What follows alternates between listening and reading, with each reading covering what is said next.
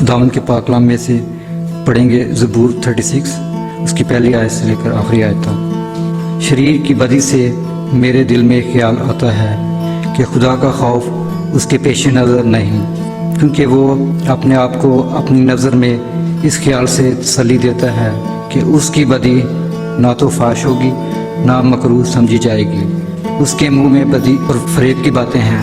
वो दानिश और नेकी से दस्तबरदार हो गया है। वो अपने बिस्तर पर बदी के मंसूबे बांधता है और ऐसी राह इख्तियार करता है जो अच्छी नहीं। वो बदी से नफरत नहीं करता। आए खुदावन, आसमान में तेरी शफ़क़त है, तेरी वफ़ादारी अफलाक तक बुलंद है।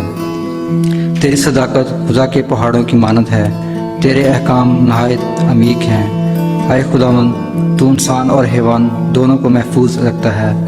आए खुदा, तेरी शफ़क़त क्या ही बेश कीमत है। बनी आदम तेरे बाजुओं के साया में पनाह लेते हैं। वो तेरे घर की नेमतों से खूब आसूदा होंगे। तू उनको अपनी खुशनुदी के दरिया में से पिलाएगा, क्योंकि ज़िंदगी का चश्मा तेरे पास है। तेरे नूर की बदौलत हम रोशनी देखेंगे।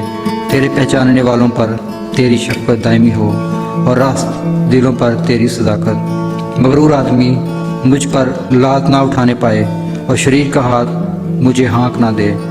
बद किरदार वहाँ गिरे पड़े हैं और गिरा दिए गए हैं और फिर उठ ना सकेंगे। खुदा की बरकत के कलाम में पढ़े सुन जाने पर